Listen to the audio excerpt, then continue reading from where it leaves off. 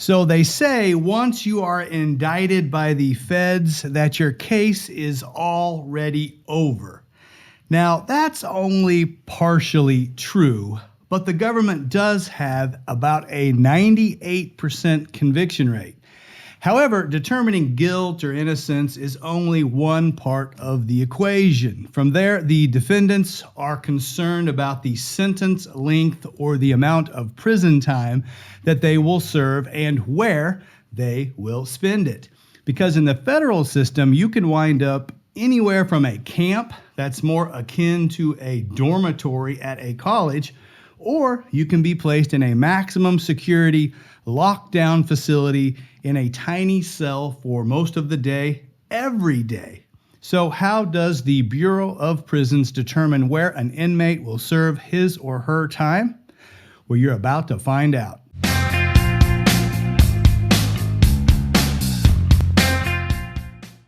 I'm Joshua Roberts, attorney at law, and you are watching Lawyer Up. In today's episode, we are going to be discussing the different types of prisons that exist within the Federal Bureau of Prisons, the BOP. They differ based upon the various security levels of the facilities, and they range anywhere from minimum to high.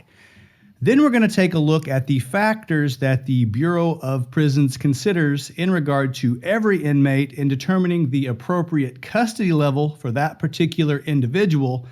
And finally, once the appropriate custody level of an inmate is determined, we will look at how the Bureau of Prisons selects the specific prison within that custody level that will house the inmate. If you learned something from this episode or you enjoy it, smash that like button for me.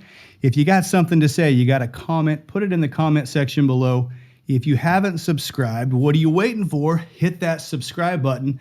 And you guys know it. I love it when you share me on social media. My name is Joshua Roberts. I'm an attorney in Springfield, Missouri, and I've been practicing for over 24 years.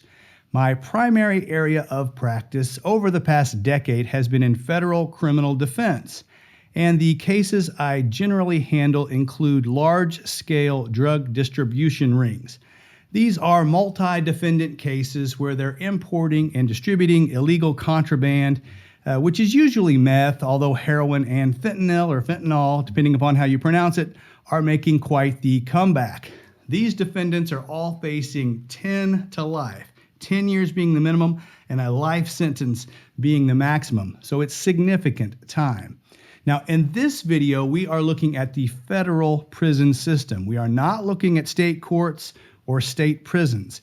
Every state does something different, and in state court, most people don't go to prison. Most people get probation. Not so in federal court, where over 90% of the people convicted do some amount of prison time. As I mentioned in the open, at the federal level, quite often by the time I first meet with a defendant, law enforcement already has several controlled buys using undercover federal agents or confidential informants. These are often video and audio recorded. Warrants have been served, drugs and guns have been seized, and the defendant is usually already well behind the 8-ball, pardon the pun, right? And in these cases, it isn't like you're getting busted with a baggie in your pocket by the local police. If it's a federal case, there are usually tens of thousands of pounds of contraband being moved, and the law enforcement agency is the FBI, the DEA, ATF, or some other related entity. So you're dealing with agencies that have highly trained officers as well as unlimited resources. So discussions with my clients often turn fairly quickly from guilt or innocence to how much time am I looking at and where am I going to serve it. Now, the length of a sentence is determined by the judge. The court looks at several factors, including the federal sentencing guidelines, in fashioning a reasonable sentence. That discussion is beyond the scope of this video. In this video, we are looking at once a defendant is sentenced, where is he or she going to be serving that time? And that's not decided by the judge. That's decided by the Bureau of Prisons. So the first thing we're going to look at is the types of facilities that exist. And there are essentially 5 categories in the federal system. They include a minimum, a low, a medium, and maximum security prisons, as well as administrative institutions. Now, administrative institutions are the diagnostic units where inmates go for assessments. They also include medical facilities or specialty units like the ADX Supermax, which is the nation's new Alcatraz. So we are going to look at each level of institutional security to compare and contrast the prisons. Specifically, we're going to look at the name of those facilities, the percentage of the overall prison population that they hold, the security at the facility and the type of fencing they have, the type of housing that is provided. We're going to look at movement restrictions in and out of those facilities, the uniforms that they wear, any segregation issues, and the overall average prison term within each facility. Now, many of these BOP sites have several different prisons located within the same complex. So you may have a complex with a camp and a low and a minimum security prisons. And the correctional complex in Florence, Colorado has all 5 types of facilities, including the nation's only Supermax prison. Finally, there are exceptions to about everything that I'm going to say. These are the rules that apply in a majority of the facilities. But there are exceptions at every custody level that may be unique to a particular institution. So with that disclaimer, let's get started. We're talking about the Bureau of Prison Facilities and their custody levels. At the bottom are the federal prison camps. These are called the FPCs or camps. They hold about 16% of the overall prison population at the federal level. Now, the security level is called minimum, which is the absolute lowest of all of the institutions, and the people that are there are called campers. There is no fence around most of these facilities. In fact, there are no even traditional locking cells. Most of the camps look like a college fraternity house. Inside, they kind of look like dorms. You have open bay sleeping areas and none of the, like I said, a traditional locking cell. And a lot of the inmates in these facilities are actually allowed to leave to go to work during the day during specified times. Now, they're usually supervised in the community if they're going to have a lot of community contact. But if these individuals are working in the back of a warehouse or something, a lot of times they aren't even supervised. So these campers are often allowed to leave the camp or the FPC prison to work during the day. Movement inside the facility is obviously free. They can go wherever they want inside the facility, anywhere at any time. Their uniforms are green. There's no segregation issues. And these camps are usually reserved for people that are doing less than 10 years and or approaching their release date. The next level up is the Federal Correction Institutions, and these are called FCIs. There's 2 of them, the Fci Low and the Fci Medium. We'll talk about each one in turn. The Fci Low holds about 36% of the overall federal prison population, and this is a low security facility. They do have a fence around the exterior, but again, there are no traditional locking cells, and we have more of the open bay dorm sleeping arrangements in most of these facilities. However, individuals at an FCI are not allowed to leave or to walk out into the community. Now, while they're inside the facility, they are free to move about anywhere in the facility they want at about any time that they want. They also wear the green uniforms. There aren't any segregation issues, and these are generally nonviolent people doing 20 years or less. Now, when we bounce up to the Fci Medium, that holds about 32% of the overall prison population, and these are medium security facilities. These have a fence outside. In fact, most of them have 2 rows of fencing, and this is a traditional prison. There are locking cells. Most of the time there are 2-man prison cells, and of course, these people can't leave. They don't get to work out into the community. And in fact, inside the prisons, they usually have limited moves. How that works is that at the top of every hour, They unlock the facility and people can move around within the facility for 10 minutes into a different location. And then they lock it back down again and you're stuck wherever you're at until the top of the next hour when they have another move. Individuals in this facility will be wearing khaki uniforms, and there aren't any segregation issues in these facilities, but there are a lot more metal detectors because the violence, as the levels increase in security, the violence increases. And these facilities have a lot of violence generally on a daily basis. Most of the people in this facility are doing 20 years or less, but they're a little more ornery, so they have moved to the medium level of security. The next step up is the United States Penitentiary, the USP. This holds about 13% of the population, and this is a high level of security. These facilities have 2 rows of fencing and usually manned gun towers. They have the traditional locking cells, and these are usually pretty small. They have 2-man cells and often 1-man cells. Obviously, these people can't leave, and they again have limited movements within the facility. Generally, they're 10 minutes. You're locked down until the top of the hour, and then there are 10-minute moves where you can move within the facility to access other parts of the prison before you're locked down again. They wear khakis, and there is segregation in these facilities. You generally will eat, work out, and spend time in the yard with your own race.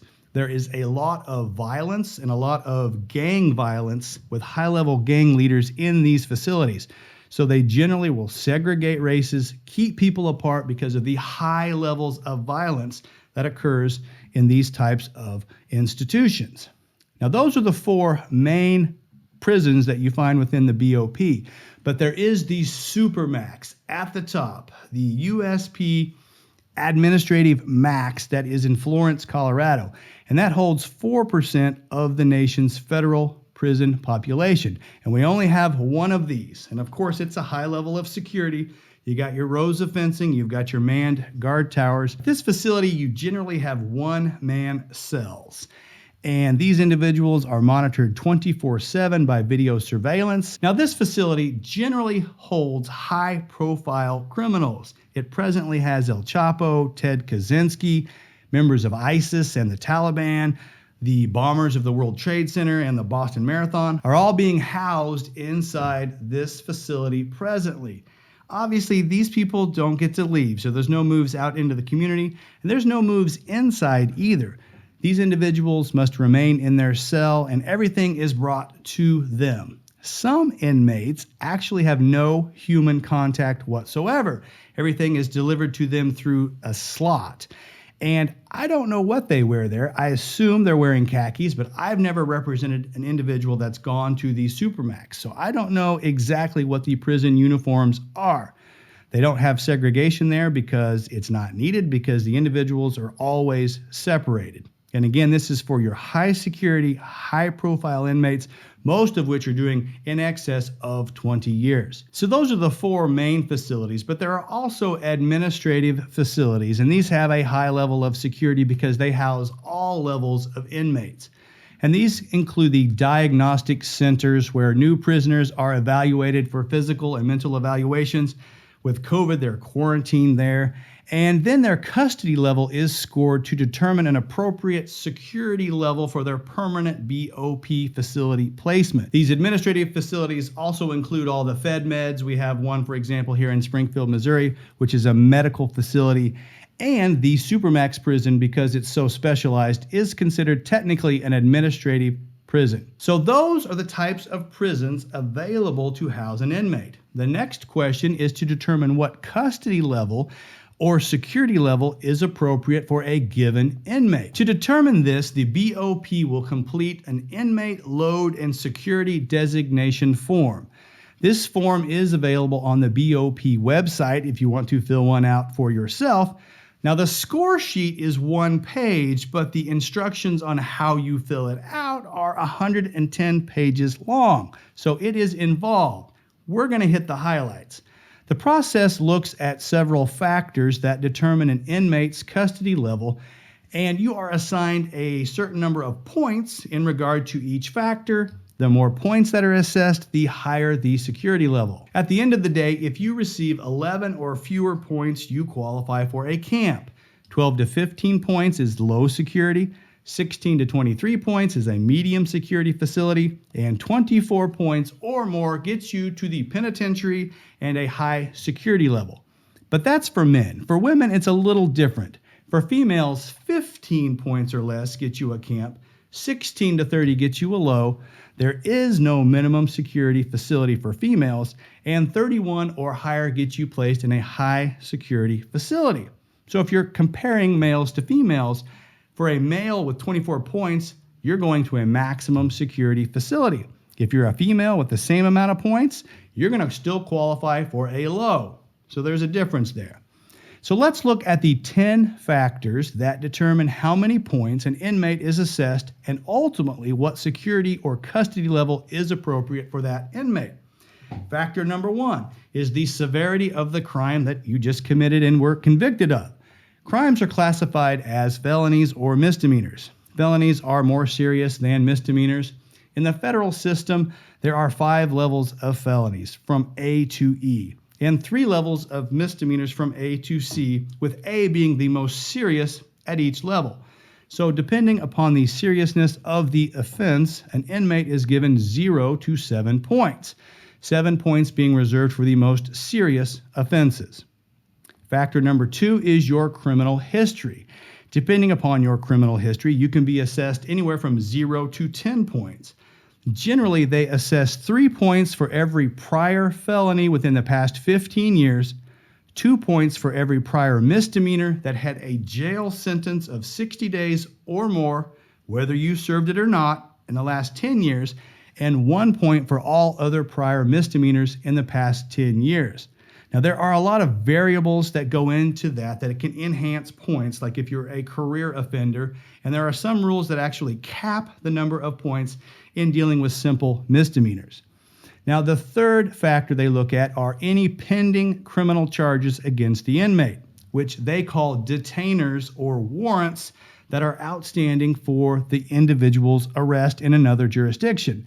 Now, this technically isn't criminal history because the person hasn't been found guilty, but they ding you anyway because of the seriousness of the detainer.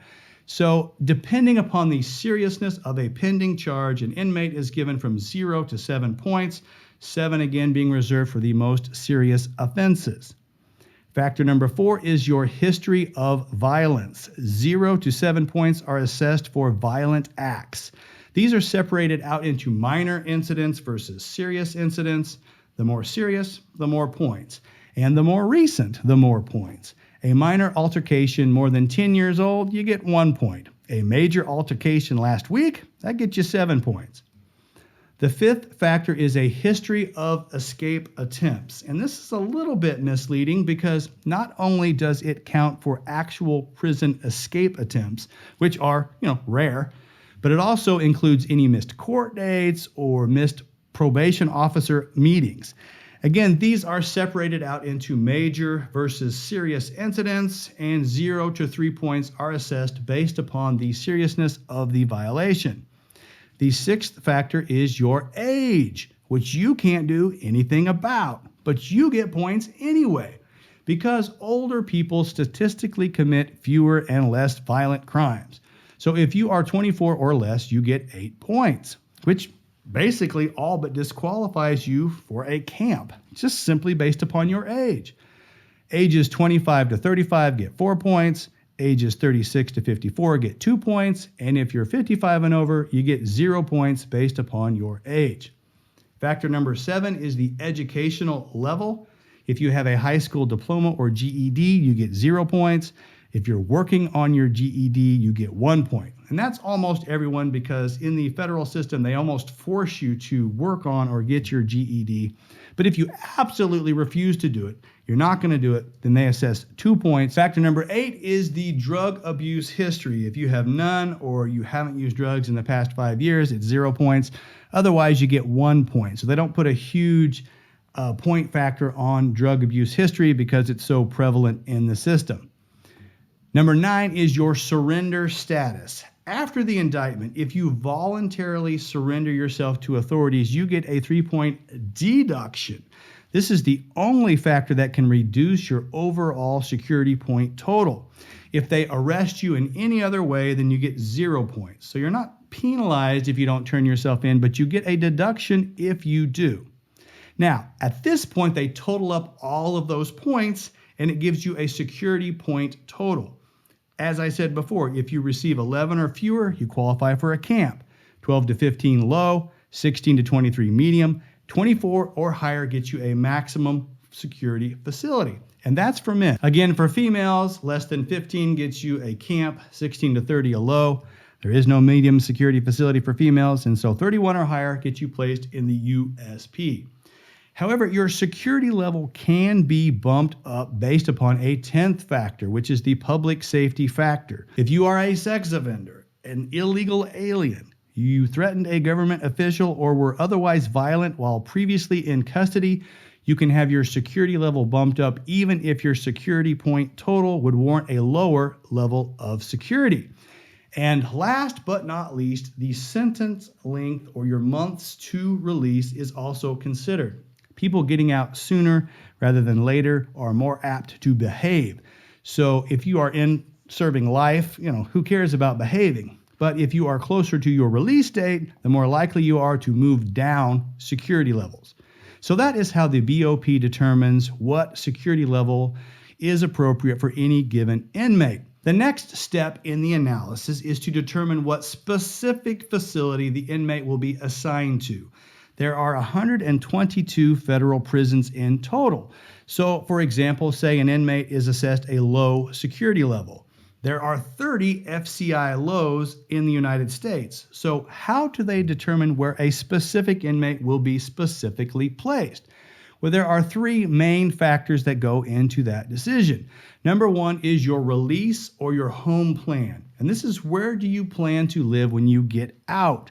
This is usually where your main family is located. The BOP tries to place you within 500 miles of your family so that they are there as support for you. Because statistically, inmates who get visitors have better morale and behave better than inmates who don't. Your family probably can't travel 2,000 miles across the country to visit you for an hour, so the closer, the better, especially as your release date approaches, so that when one is released, they are close to their support unit. Second factor is programs. What programs did the judge recommend that inmate complete? The most popular program is RDAP. It's a 500-hour drug education program that allows you to cut up to 18 months off of your sentence. So everybody wants to do it. But the program that has the most bearing on placement is the UNICOR program, and that is the job training program. They provide job training so that ideally when an inmate is released, they will have a job skill and they won't have to go back into a life of crime to support themselves. So if you want to become a welder, you have to go to a prison that has the UNICOR program in welding. The third factor is bed space. Does the specific facility or program have room to include the inmate? If not, that inmate may be shipped somewhere else where they do have room for a while until space opens up at that facility. So those are the main factors. Now, once an inmate is placed, you serve the sentence that was ordered by the judge. But in addition, an inmate can get good time credits for behaving, which reduce a sentence by up to 15%, and earned time credits for completing various self-improvement programs. And halfway houses are available for nonviolent offenders nearing their release date. So that is the episode. We have talked about the different types of prisons that exist within the Federal Bureau of Prisons, the factors that the BOP considers determining the appropriate custody level for an inmate, and how the Bureau of Prisons selects the specific prison that will house that particular defendant. If you enjoyed this episode or you learned something, smash that like button for me. If you got something to say, you got a comment, I will try to answer it to the best of my ability. If you haven't subscribed, do so now. And last but not least, I love it when you guys share me on social media. That's all for today. I'm Joshua Roberts, attorney at law, and you've been watching Lawyer Up. Send lawyers, guns, and money.